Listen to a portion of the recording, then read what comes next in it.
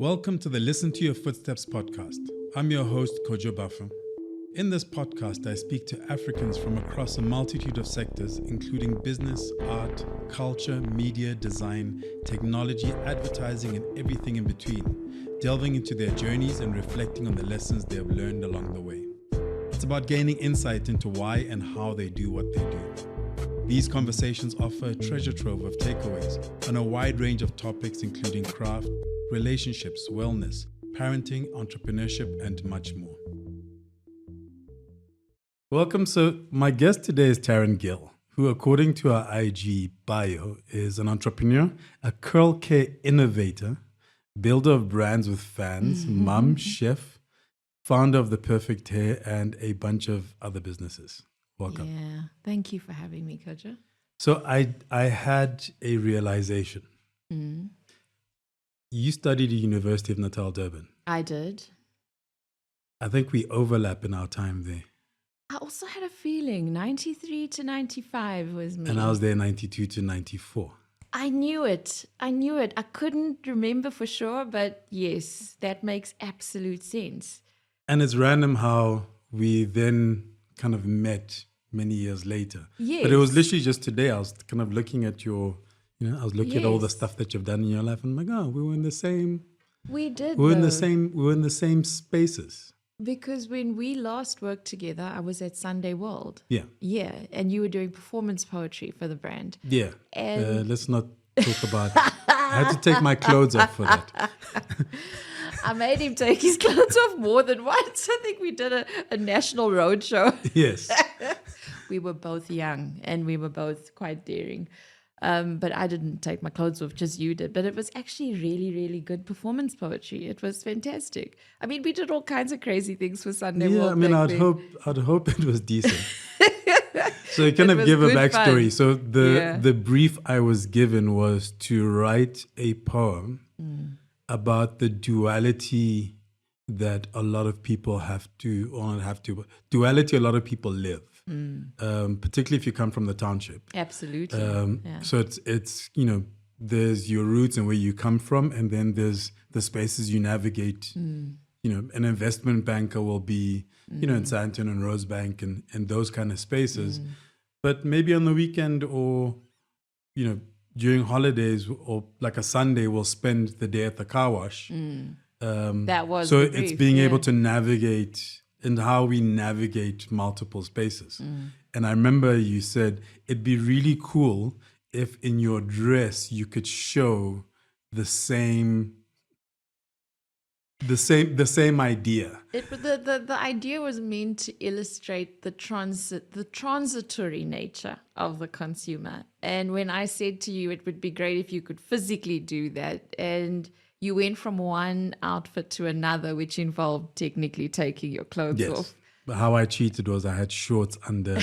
I walked in with a suit, but I had shorts and a t-shirt underneath my suit. But we had a great roadshow. I think we did it in 4 cities, and it was, we really, back in those days, we were quite revolutionary because we could have so much fun with Sowetan and Sunday World. We were black tabloids talking to predominantly white agencies, asking them to support us with ad revenue.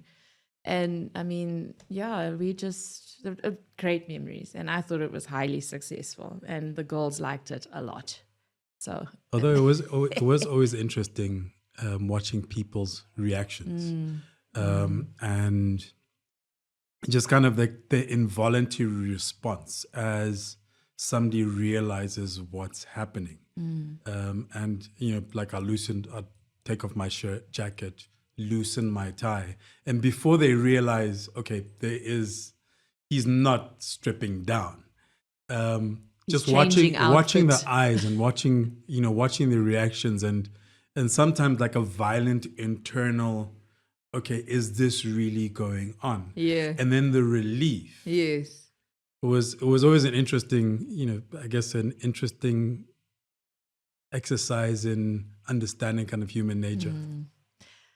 I thought it was so successful because what we managed to do was stay not just it wasn't a shock tactic. It was actually more it was bringing something so close to home for them, where a lot of those agency folks back then would use these giant terms, often really annoying terms like black diamond and emerging markets, but they didn't really understand what that consumer was living through. And we used to get very punchy and very illustrative, and we didn't sugarcoat it, and we didn't hold back. And I think the reason why Sowetan and Sunday World at that time of major transition in the media space and for the consumer was moving so far up the ranks in terms of disposable income and so fast, at such a rapid rate. To illustrate that for a young white girl who'd lived in Sandton her whole life as to what that consumer meant, we had to do something really bold and decisive and illustrative, and something that really spoke to the consumer, to the consumer's true habits. And as a result, we held on to our revenue long after the Daily Sun came and took our circulation with headlines like, "I saw Jesus in my toilet bowl." Because that was the job back then, the other tabloids were killing us at a circulation level. But we had to hold on to the companies that were supporting us to keep our print alive. So, I mean, I didn't last it long in print after that. What did you study? I read for my degree. I read 20th century poetry and social relevance, and English and literature, and European literature, and African literature. I just read for my degree. It was just an English, what my father called a bugger all degree. Yeah, like how'd you get to that? Gosh. You grew up in Durban, right? Yes, I'm an absolute Durbanite inside and out. People have recognized my voice in international airports. "You're from Durban?" Gosh, I read for my degree, and when I finished in December of my third year, I honestly thought I was going to take a month or two off and go travel and find myself. And instead, my sister delivered an advert to the dinner table just as I wrote my final exam. And it was for a sub-editor, proofreader, and writer for Garden and Home and Country Life magazine. And I went and interviewed and literally started that Monday. So there was no December holiday or finding myself. I went straight into magazines and I never left. That's not a bad way to start. No, I didn't even have my degree yet. You didn't even do a transition. There was no transition. There was no time to even breathe, think, or actually get the paper. I just finished my exam on the Thursday, and on the Monday I started a job on December 1. Gosh, that was 1995, the year I finished my degree. Yeah. Wow. And I went straight into magazines, and I shadowed an amazing, amazing woman named Margaret Wasserval. She was the editor of the major Republican press titles. We had these pokey little offices that sat above the printing press in, what was that area? Mobeni, which was the industrial area in the south of Durban. And cockroaches would run around, and there was no food, and there were still toilets that we were allowed to use. It was touch and go, but man, did I learn a lot. And the media bug bit, and I stayed a media girl for 17 years after that. It became a chunk of it was my career. Yeah, I was a media gal through and through. I did everything. I went from magazines to newspapers, from writing to sponsorships and events within the companies. I did marketing. I headed up their marketing teams. I did consumer research. And then I went over and published magazines for Justice Malala, like Soccer Life and Stuff magazine. And I worked on Owl magazine. And I'd done most of the newspapers by then. So I think after that many years of jumping through all the various departments and learning silos that you find in media, I think what I came out with was a really deep knowledge of the customer, the consumer, so that as print evolved and changed and digital came and just chewed up what we thought it was, what was really imprinted on me was who I'd been talking to for that 17 years. And that's what stayed with me. So by the time I'd had Charlie, which was 2006, I was presented with some beautiful options to kind of further my career into media and how I was going to go forward. And my body was just filled with hormones as I was staring into the big blue eyes of this baby who I knew was going to be my last child. You know, I didn't envisage myself having another child after that. And I couldn't imagine being stuck behind a desk with 20 days annual leave and my 2 children at home being raised by a nanny.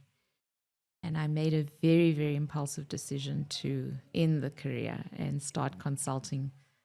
And everything changed in that 6 months. What did that feel like making that decision?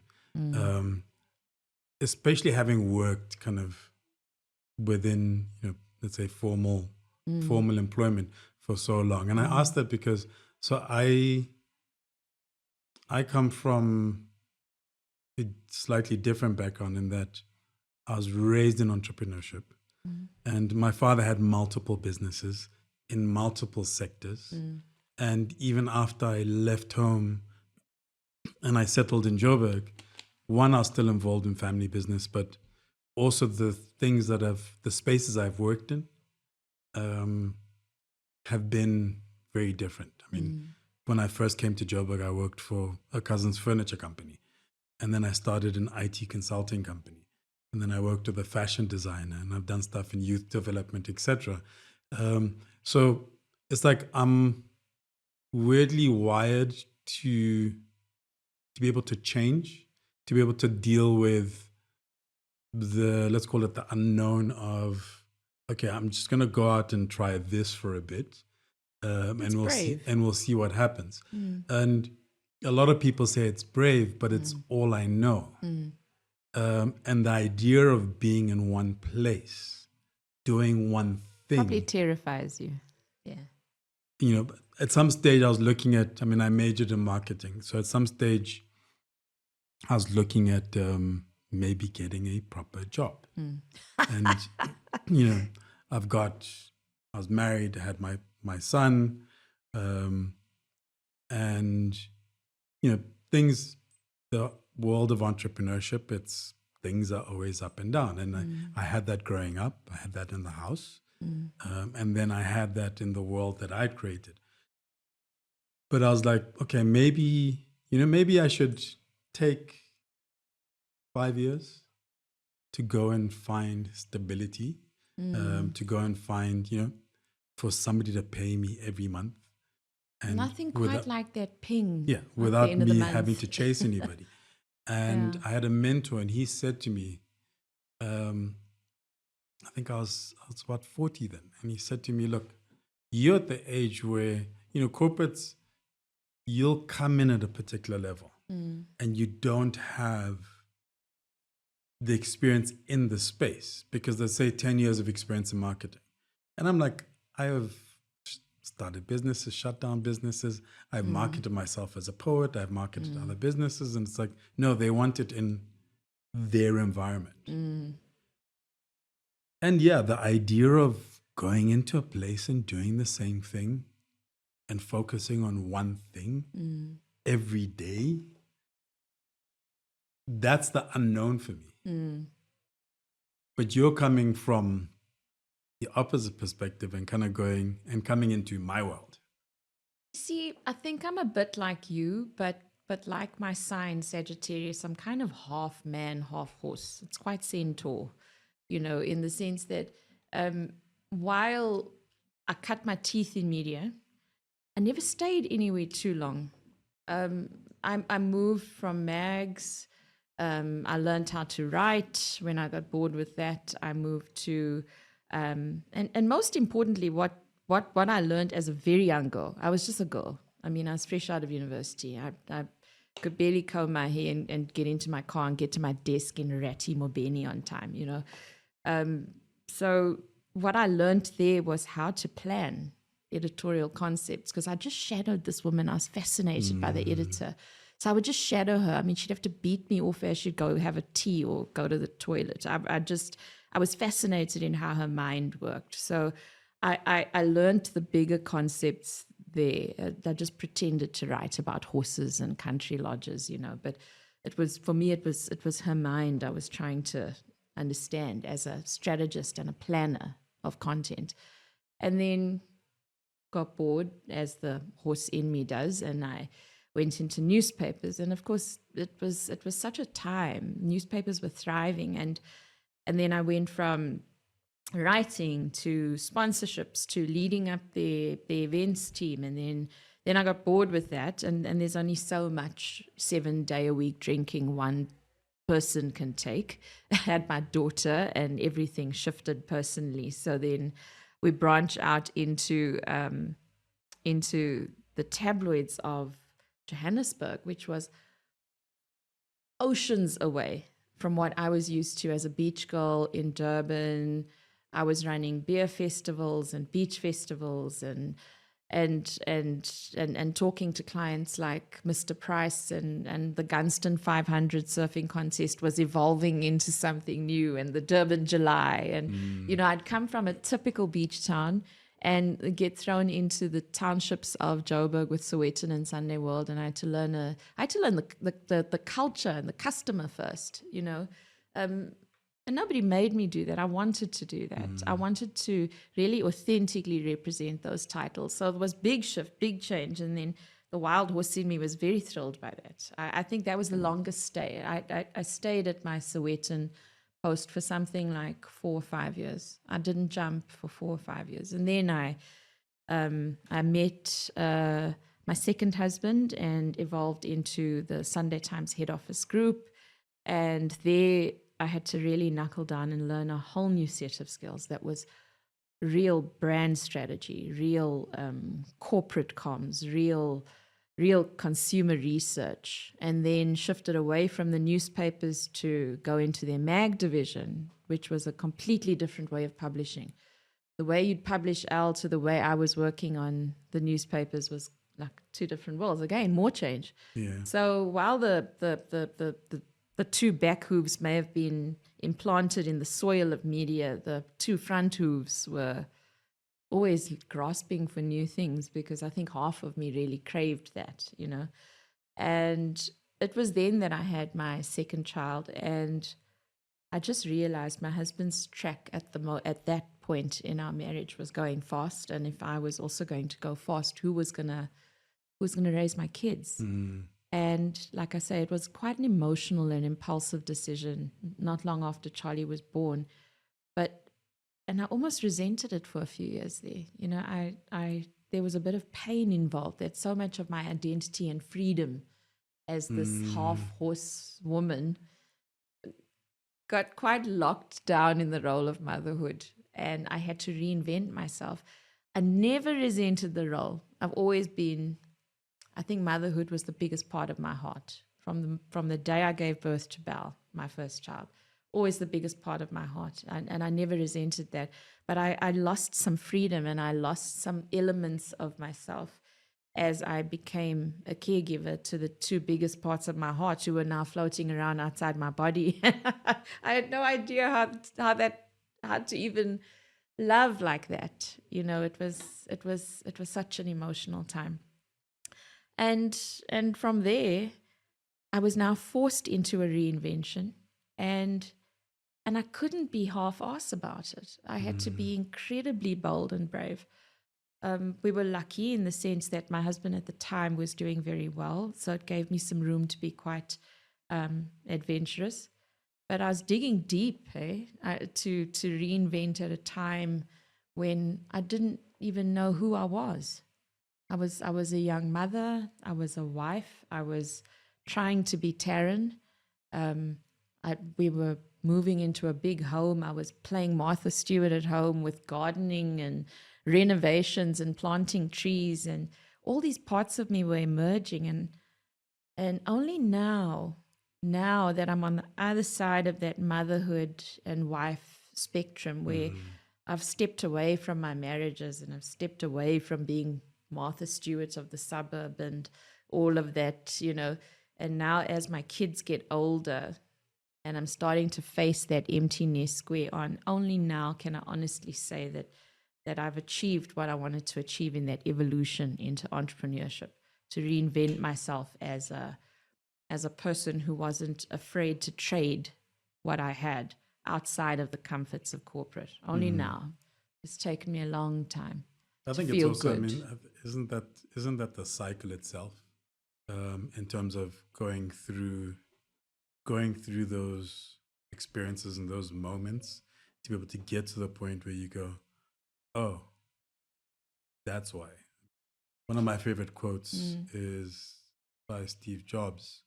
To paraphrase, you can only connect the dots looking backwards, because life is never linear. But even when you're talking about the different roles that you played, or the different parts of different businesses that you were in, as you're talking about it, I see how you were literally pulling together the different skills that you would require for what you're going to do in the future, even though you didn't know that was going to happen. I was acting instinctively. It wasn't a conscious plan. Yeah. When I went to Destiny Man, which is a men's business and lifestyle magazine, in my first 2 weeks, I had a moment where it was like, oh, all these things that I've done actually put me in a position to be able to do this job. Because I'd worked in, my father had a management consulting company. He had a shop selling hair products. We had a newspaper. He had an insurance brokerage. When I left Varsity, we had an IT company. I thought he was an economics professor. He was. Then he left academia when I was 11 to go into business. And then had multiple businesses. When I moved to Joburg, I was involved in multiple businesses. And then I get to this magazine that covers kind of business and lifestyle. And as editor, I need a basic understanding of a wide range of topics. And I'd always been, considered a jack of all trades. And my line was, I'm a professional jack of all trades. So I needed enough understanding to be able to engage with articles, engage with the different spaces. So literally I walked in and I was looking at my first dummy and I'm like, oh, okay, that's kind of why. And also the life experiences. So, you went through the work experiences, you went through the life experiences, and you kind of reached this point where it's like, oh, okay, so I've tried all of these things. This is what works and this is what doesn't work. And then I'm going to use that, and it's all subconsciously, right? I'm going to use all of that to now craft the next chapter. Yes. And I think therein marks the blood of an entrepreneur, is whether it's an element of bravery, stupidity, or just the will to listen to your gut, is we often tend to act quite instinctively, whereas maybe somebody who's maybe more suited to corporate roles would have an element of thought that might eliminate that instinct. We tend to act instinctively, and sometimes it works and sometimes it doesn't, but we act. The important thing is we act, and that's the bravery. That's the blood of the entrepreneur. I think also there's a thought process that happens behind it, because you don't have to be totally, what's the opposite of risk averse? No, you don't have to be utterly conservative, and you also don't have to be wild. Yeah. So, I mean, it's not a, my gut says this, therefore I'm just going to jump and do it. There's a thought process behind it, even though it doesn't work the way maybe somebody else would approach it. Exactly. It's kind of like having the neurospicy ADHD brain and having the wherewithal to trust that you will get there. It's just not going to look the same as a corporate structured thought or action plan or strategy, but to trust that the outcome and the work put in and the ability to get to the destination, that you'll get there. And I think that was sometimes when I was building the perfect hair and then eventually slowly starting to release it, but it was only, as you say, at the other end of the spectrum when you're starting to release the brand children, then I realized that all the work I'd done in media, from telling stories about farms and country lodges and how to grow vegetables and all of the media experience at Al and Sowetan and Sunday World shaped me so much in understanding how to tell stories. When I got into hair care, long before the product reached a shelf in Sorbet or Clicks, I just told stories for 2 years. And it was only after I'd started releasing the brands that I realized that the storytelling was what built the brand, and the storytelling is what keeps the brand so close to its customer now. And I learned that in media. I learned What was that the first thing you did? So making that decision, making that leap, was it hair? Or what did you do in that period? It was so, it was my coming of age. It was like my sister once said to me, Taryn, you've always had this wild hair, and you going into this business, it just looks like you've come home. And and that's how it felt. It felt like I'd come home. And it was actually by chance that the door opened for me as I was standing there. I was consulting for all kinds of wonderful companies like Gauteng Tourism and UN Women, focusing on female consumers and how they behave and how they spend, and drawing up marketing campaigns that were targeting this woman. And I, by chance, meet a man at a pool where I'm teaching Charlie how to swim, who's cutting hair and shows me American hair care products and says, come help me launch this salon, which I do. And then the salon goes bust and I buy the hair care products because I'd never seen anything like them. And I start selling them out of sheer gut instinct, thinking if I like them so much, I'm pretty sure all the girls at home will like them too. They sell out so fast. And I think, why am I selling American products? Jesus Christ, all of these ingredients are African. And I think, I can make this. And I go and I find a trichologist and a formulator, and I nag all of the girls at the UCT Hair and Skin Institute to share with me their master's papers on what oils work on African hair. And before I know it, I have a hair business. I like the way you just like, yeah, I met the guy, did this, found the product, found the people, found the people to put the thing together. I was like, cling, cling, cling, cling, cling.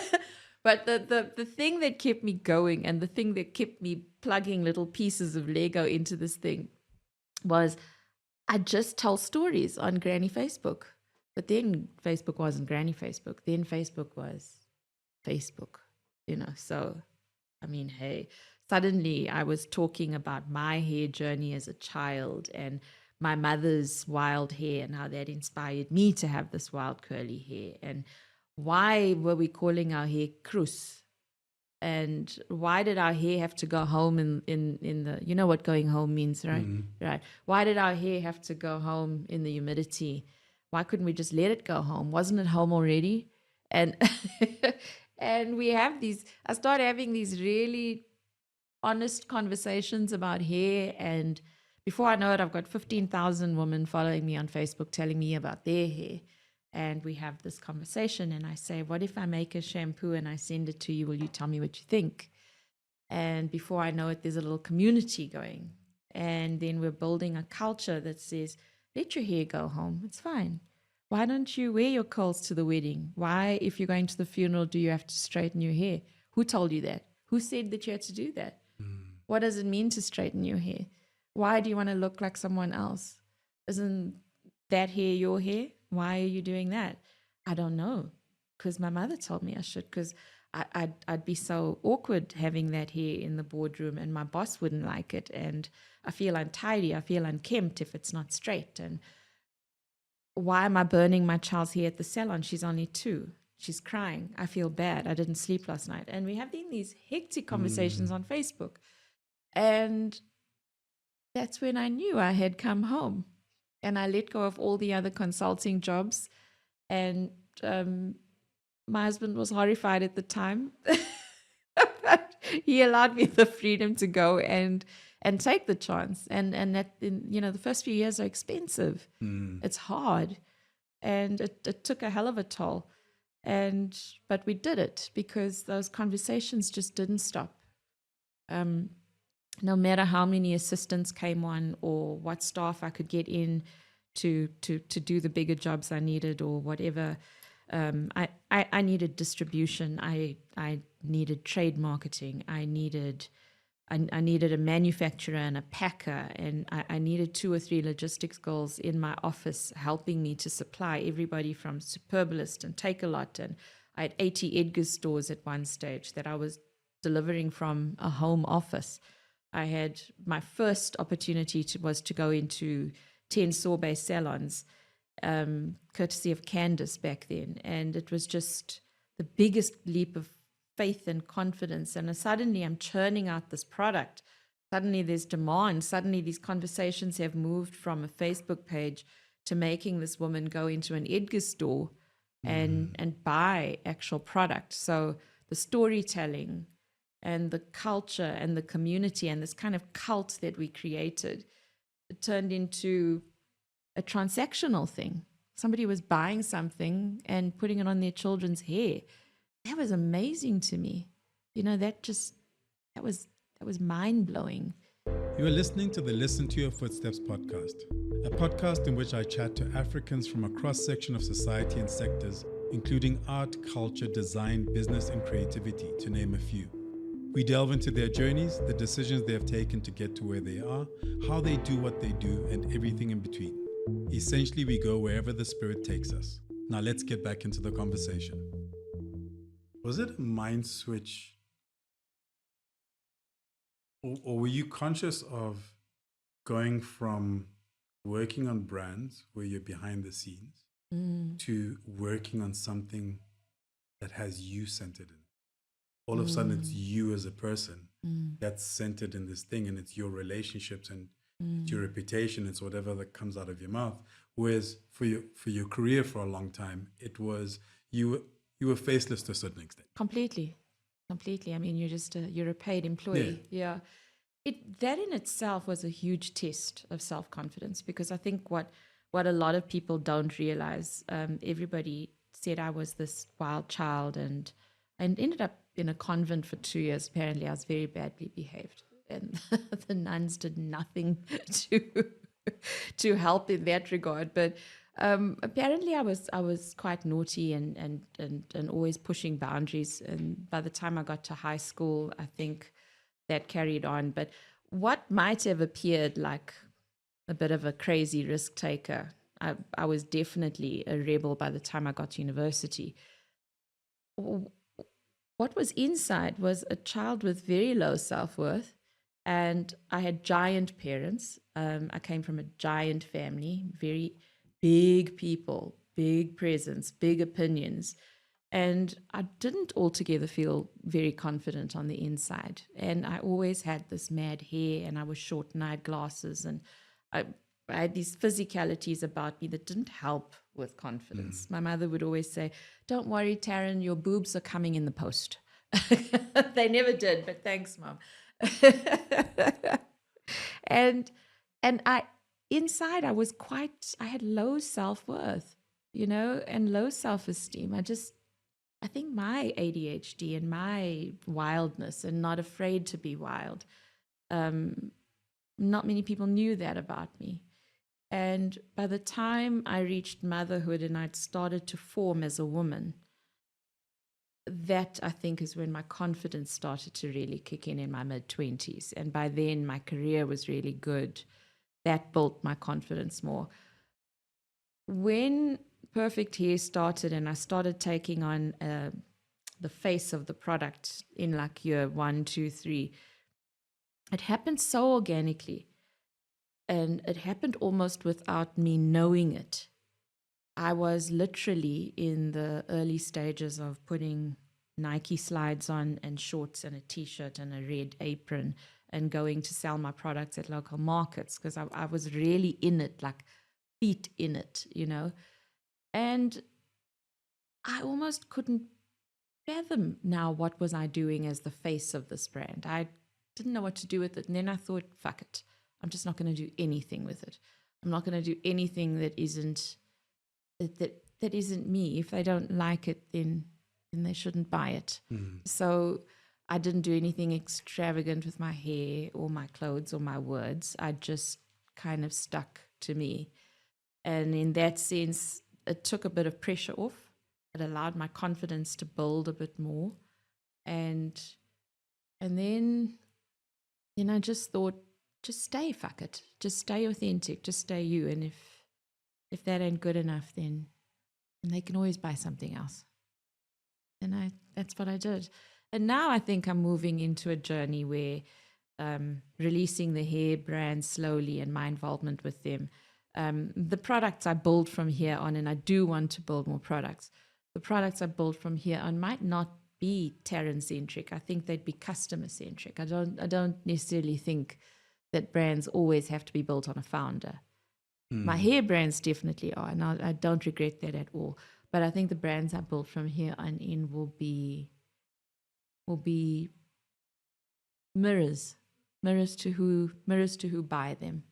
Mirrors Why to the gradually customer. step away from the brand when, I mean, one, you are tied to it, but it seems to have grown into, so for a lot of us, you work on stuff and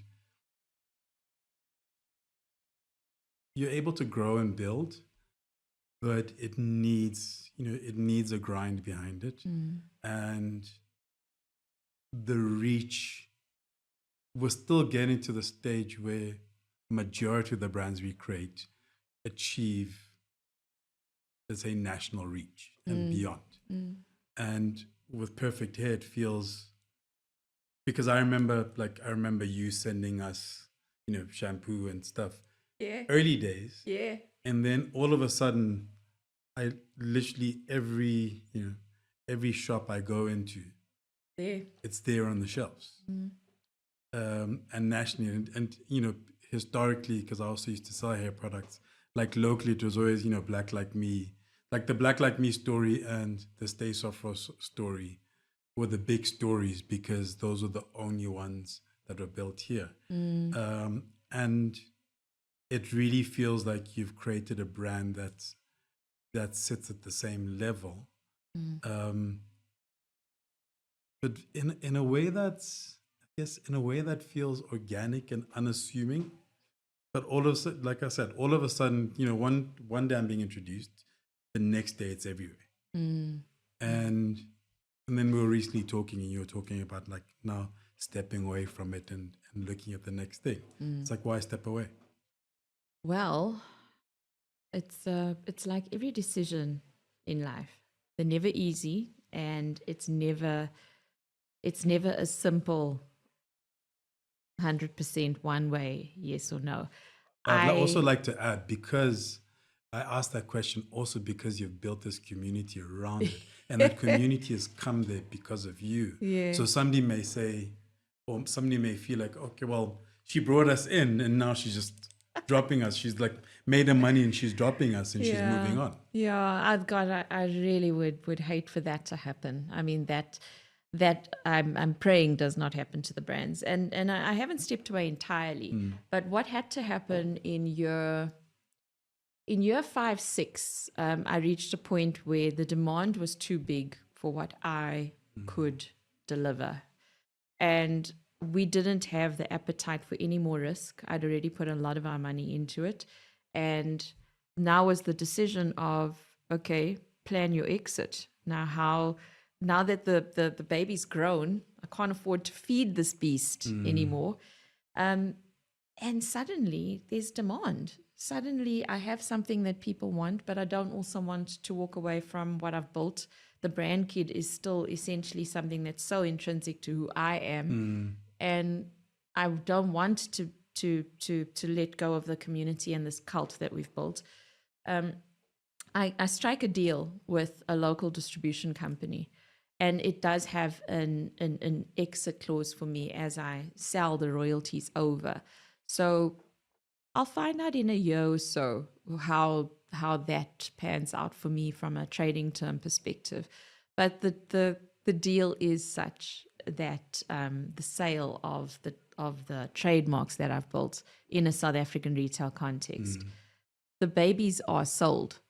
And as my lecturers at Gibbs assured me, every company you start, every brand you build has to have an exit strategy. You have to be able to see where this thing's going to fly and how you're going to make it fly and what its destination is going to be. And you're not always at the destination with it. So the exit strategies may see me continuing with the brands, or they may see me not. But what I do know from my journey, I will build more brands, and I will take that community with me on every single brand journey, because once again, I'm acting quite organically and from the gut, and I'm acting with the knowledge of this community that I've built in mind, that everything around why natural beauty matters to our cult, everything that gives us goosebumps about why we buy that shampoo, and it's not about the shampoo. Really, if you ask yourself, it's not about the shampoo, it's about why you're buying that shampoo. And if you really look at it from the heart of why the natural beauty matters to this woman and her husband and her children and her girlfriend and her lover, I'm playing to all those same instinctive pulls when I build new brands. I will just go into a different aisle. I'm just trading aisles. I'm going to go into the health supplement aisle. I'm going to go to a township spaza. I'm going to go to a wellness retreat. I'm going to do many different things in many different aisles. But I'm always going to take her with me. That's the aim. Yeah, I think I asked that because I find that sometimes we over-identify with the cult of personality. Particularly on the continent, particularly in this country with its history. That's true. We do. We connect with a personality, and we infuse that personality with so much. No human being can live up to the poster. Yeah, and it's beautiful to start to see there's other ways of doing it that thousands of people have done across the world, and there's nothing wrong with moving on. There's nothing wrong with pursuing what makes sense to you. A conversation I've had with a couple of friends who are into music is Andre 3000 from Outkast, who then puts out everybody's waiting for a solo rap album for decades. And then he puts out an album where he's playing the flute. And he's just like, this is where I am. Like, this is what I'm feeling right now. That's And beautiful. from the outside, and partially from the inside, because we know each other, your evolution as a human being it feels like it's tied to the spirit of what you're creating. So not the specific brand, but like Perfect Hair was the thing that you needed coming out of corporate, coming out of career, and kind of going into the, let's say, the consulting space, and then, okay, entrepreneurship fully. It was the thing that you needed as a person. And now it feels like, and we talked recently and you mentioned it, kind of going into that wellness space. And it's because that's what you need right now. I do. And there is that community, but there are people who are also on that journey themselves. So it's kind of like you feeding off them and they're feeding off you. Very true. I think that's it. You've just said it. it's a symbiosis, you know, and the journey into health and wellness has been a painful one, but again, just absolutely life defining. I mean, any new brands that I take into that aisle, like I say, why natural beauty mattered to my shoppers 10 years ago. It's the same instinctive connection that I have with this shopper in that aisle. We don't just want to be healthy anymore. It's not about the collagen supplements and the ashwagandha. Our wealth, our legacy, doesn't so much sit in bricks and mortars and the cash in our check accounts anymore. We want people to see us, and we want people to see us in our strength, and we want a level of wealthy that isn't in cash. It's in your hair and in your skin and in your mind and in the strength of your legs and in how you hold yourself and carry yourself and the legacy you leave for your children's children. And that isn't only what's in the bank. It's how you walk and talk and think and what you can achieve when you climb a mountain and you send your children that visual. The money didn't get you there. Your legs did. And there's a very literal sense of being in our bodies in a very fast-paced, ugly digital world. And that going back into our bodies, that getting very physical with our souls and being in touch with our wealth and our health at a holistic level. And being able to eat right and live right and display ourselves as functioning, healthy human beings. That's where the pride is. That's where the joy is. And that's what I'm tapping into with the new brand. That's where I want to go. It's when that feeling. But you talk about the pain of it because you actually miss like having children, right? So our children don't listen to us. Hell no. They watch. True. So depending on your approach to parenting, you constantly having to act and operate a certain way if you want your children to follow kind of those principles and that way of living. And it's exactly that. Our children are old enough to not be distracted by an ice cream. They can see you. Yeah. And they will do more than likely what you're doing rather than what you're saying. Even when they're young. I mean, I found if you want to teach your child good manners, you need to practice good manners all the time. All the time. It can't be every now and then. It's teasers and thank yous, like the most basic, the most basic thing. And that's why we're tired. As parents, we are actively being frontal lobes for our children until we release them into the world. We are their frontal lobes until theirs are fully formed. And it's our jobs to get them to fully formed frontal lobes by being the frontal lobe until theirs are formed. Yeah. So we're damn tired from trying to be the right thing. And we fail. We all fail. I failed as a mother along the way. You fail, you fall, you have to get back up. And they watch you fall. And you hope that it's in the getting back up that they watch, that they'll learn from. So that's the journey, isn't it? My father always used to say to me, it's not what happens to you, it's what you do after that. After it happens to you.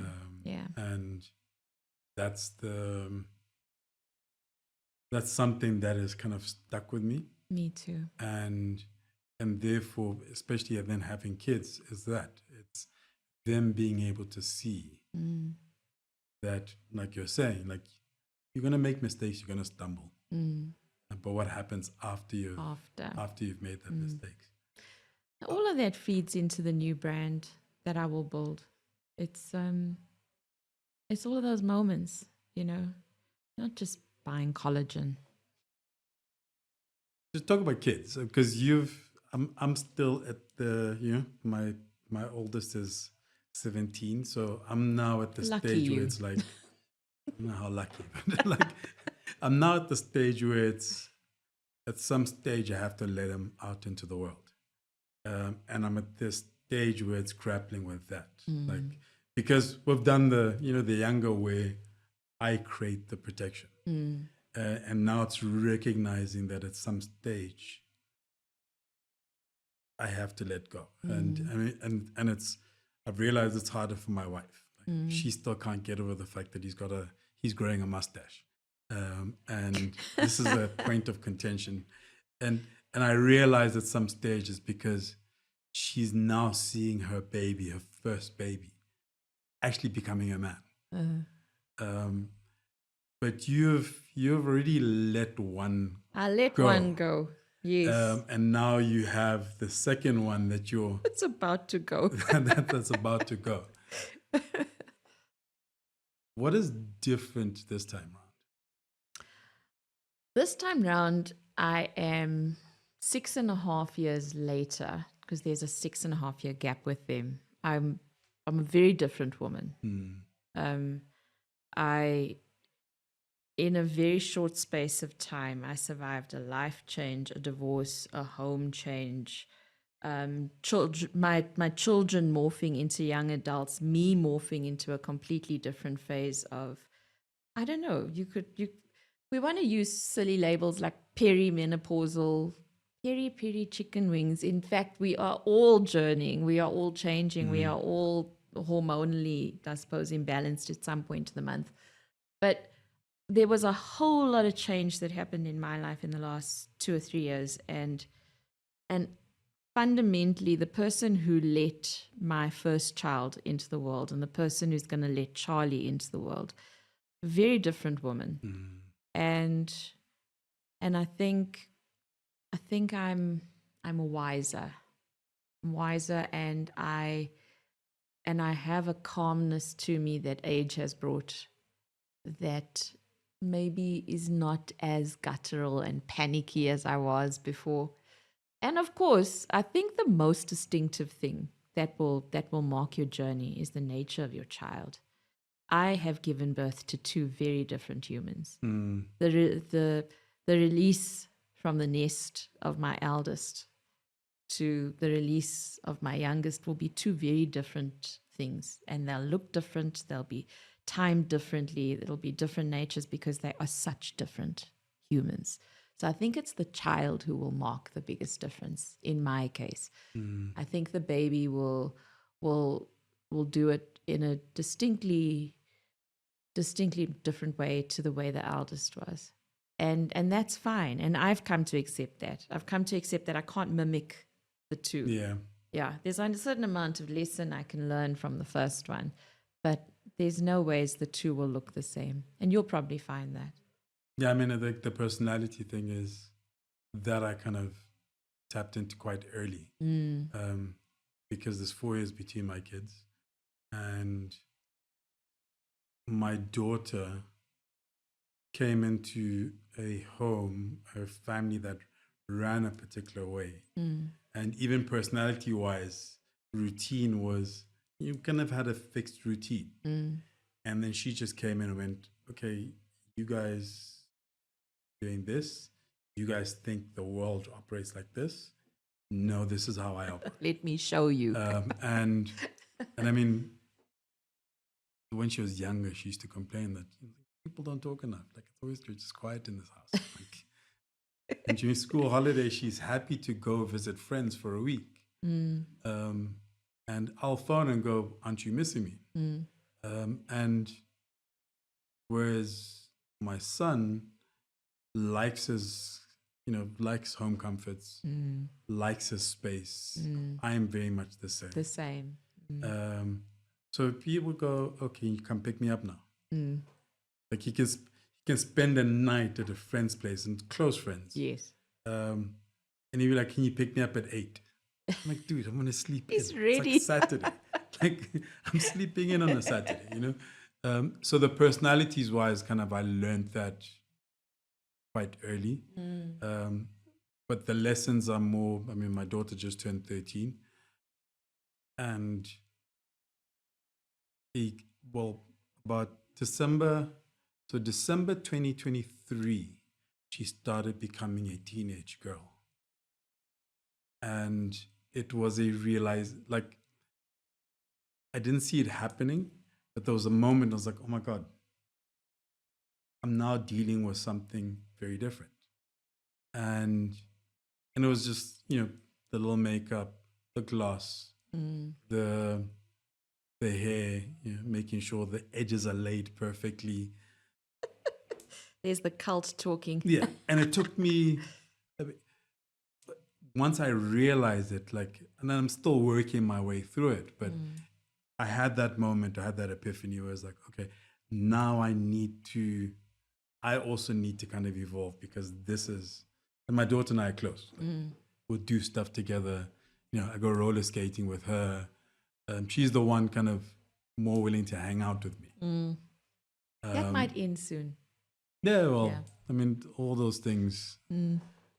I think I've been around long enough to know that, what works today. I mean, my theory is that every 2 years, your children flip it on you. Yes. Yes. So, 2, 4, 6, 8. So I was complacent for a long time. Like, I'd assume that I got things going, and then they'd flip it on me. So I just work on okay, I'm going to enjoy this for now, because I know what's going to happen in 2 years' time. Everything is temporary. And they do. I mean, I think we are at the age where you are starting to release, you're starting to look at what this empty nest syndrome means for you, and now how do you reconfigure yourself as a father? But they don't live with you, and they don't call, and they have their own lives, and they venture off into the world. A whole big chunk of your heart is just out there in another suburb or a city, somewhere across the ocean, living their lives. And you're just staring into the ether with these wide eyes going, but how did that happen? Where did they go? Are they coming back? And that's a very real part of our next journey as we head into 50. And I think you've crossed over into 50. I have not yet. I'm becoming 50 something now.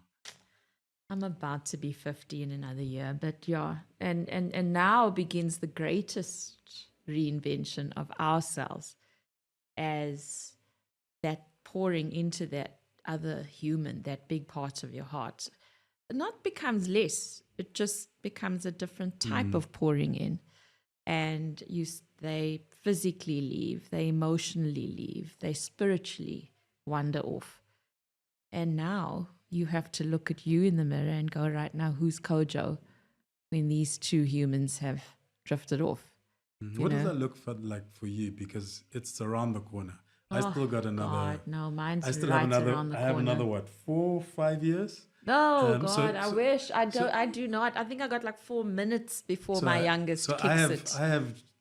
Mine is still kind of like wish list and dreams. It's still not that tangible. Like, my daughter's only going to high school now, so. Oh God, you're fine. So I still sit and count down the years, because I also restructured my life to focus on being there for my kids. So a lot of my day-to-day, like my schedule, even my work, is structured around their calendars. So I sit and I go, I will finally have a diary or a calendar or a schedule that's just for me. Whereas for you, that's you're not even you're 5'2". I'm like you're 5. 5'2". I think I'm 4'2". You're 4 minutes to. It's just about you. And also having gone through a divorce, etc. Exactly. So it is just you. It's me. Like, I think of all my fears. They always say you can't carry that childhood trauma. I mean, as Erika Badu would say, you're a bag lady at that point. And everything that has happened to me in the past few years has been a deliberate cut of the bags off my shoulder. So I've had to face the childhood trauma, the low self-esteem, the ADHD brain that I have. I like to speak about my children's ADHD brain, but don't like to talk about mine. You know, I have to face all of those things, and I had to cut things off that weren't for me anymore. And suddenly I feel like I'm standing naked in the middle of the boardroom and everybody's gone. It's just me. And now what? And it's terrifying, and it's exciting, and it's thrilling, and then it's terrifying again. And I have absolutely no idea what I'm doing. Like nothing. I don't know what this business will look like. My company, my PTY Limited, I do not know what it'll look like in 5 years' time. I can see parts of it very clearly, but I don't know every step that'll get me to those glimmers I can see. I can kind of see the glimmers of what my life looks like with the children living and being in their own adulthood. Again, it's just glimmers. I'm at that part of the journey where the mist has not lifted, and I'm just standing there thinking, oh my God, what am I going to do? And it's terrifying. But then you wake up and you think, well, I have done some remarkable things, and I have to acknowledge them as remarkable. It's not comfortable for us as women. I don't think we were raised to call ourselves remarkable. But I was lucky to have parents who were pioneers, defied every single law or rule book, and they're giving me a lot of space. My family's giving me a lot of space right now to say, just note the remarkable. And if you put that in the bag and carry it, see how you go. And that's what I'm going to do now. I'm just going to look at those beautiful bits that I've done. And those aren't the children's, and they weren't my ex-husbands, and I've had a few husbands. Those beautiful bits were all mine. They were mine. And that's what I'll put in the bag. You did something, or you said something very interesting, and I guess that's part of the journey. So we're talking about what you were going to do before, and you talked about you, and then you talked about the company. The company. And it felt like, because it's easier to think about this entity that you've created, that you're still teetering between finding you, or not finding you, but working with you and working with Taryn in terms of these changes, separate from a profession, a brand, a business, a company, even though they overlap, right? But just kind of finding that comfortable space for you. And I thought it was interesting, because I noted you kind of shifted, and then you shifted back. Well, I don't know. I mean, the company's just a paper. It's just a paper. I think everything I've built, and it's the reason why the trade of the brands that I've built have always been based on a trademark, because the elements that I built around them couldn't fit into a spreadsheet or a financial statement. And that's why the PTY Limited to me it's a piece of paper that allows me to trade with people who see value in what I do. It certainly doesn't equate to value.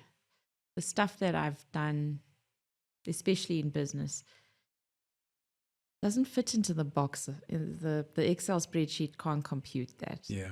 And so as a result, I'm pretty confident that as I go, everything that I've learned and all this change that I've embraced recently, and people say embrace change, it's actually fucking terrifying. People don't stop often and say, how scared are you today? Because you're scared like everybody else. It's just there is that element in your brain that says, get up now and go and do it.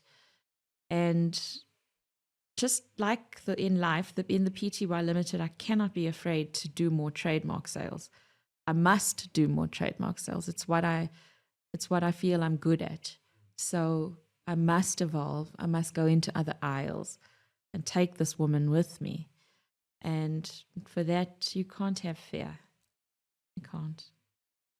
Well, you can have fear, but it's the despite. Despite. I think bravery. What is it? I think a definition of bravery or courage is, doing it despite. Despite. Because we're all afraid and we all have fears. But it's how you let that impact on what you do. Yeah. And honestly, it's so true. When you wake up, you can be afraid, but still kind of walk into the dark room. And that's what 50 will be for me. It will be a journey into a room all alone that I've never seen before. And I come from a big house with lots of dogs and children and people, and suddenly I've made my life very small and compact and just about me, really, and I'm trying to fathom how does this look? How does this go? What train am I getting on? But I'm getting on the train, and I have to give myself kudos for that, is that I get on and I do. And everybody's laughing at me because when I'm posting, people who've studied with me at Gibbs know how long I've been cooking Wealthy as a new brand, WELLTHY. As a new brand, I've been cooking this brand for like the last year or so. And I talk about it, I draw pictures, they see it popping up as concept boards on my desk, and they're like, we're waiting for you. These like little comments popping up. We're waiting, girlie, come on. But I feel like there's so much change and so much fear I've walked through, and the children are going, and some brands may go, and life is different, and I'm climbing mountains in my spare time, and I'm swimming in beautiful waterfalls next weekend and doing all these amazing things. And now, as I go into that next dark room, I'm gonna have to put the stuff on and do it. I'm gonna have to now go build this thing. It's here, and it's here. It's in my heart, and it's in my mind, and it's on the concept board. And now 2025, as I say goodbye to so many old parts of myself, 2025 is looking at me and saying, okay, build it. And I'm going to come back from holiday and be like, I think I need to spring clean. I think I need to do that. I'm going to have to build it. And at some point, the terrifying becomes exciting, and then I build it. But I'm typically ADHD. I'll wait till the last minute, and then what would normally take a person 7 months to develop, I'll do it in about 7 days. But I mean, you will build it. I will build it. And you talk about, kind of building in seven days because of ADHD, but yes, of what I know of you, it's 7 days in terms of the implementation, but it's been cooking for a while. Been cooking. And we look forward to seeing what the next thing is. You better go and buy it. I'm still waiting for my freebie pack. I'm consistent. I want my freebie pack to start off with before I walk into the moisturizing shop. leave-in butter. No, I will build it. It's coming. Thank you very much. Thank you, Kojo. We've come a long way since we were, Sunday World Youngsters. Yeah. Yes, we have. And thank you. Thank you for listening to this conversation. Please leave a review and subscribe. Check out the show notes for links to the guest, the podcast, and myself. I hope you enjoyed listening to the conversation as much as I enjoyed having it.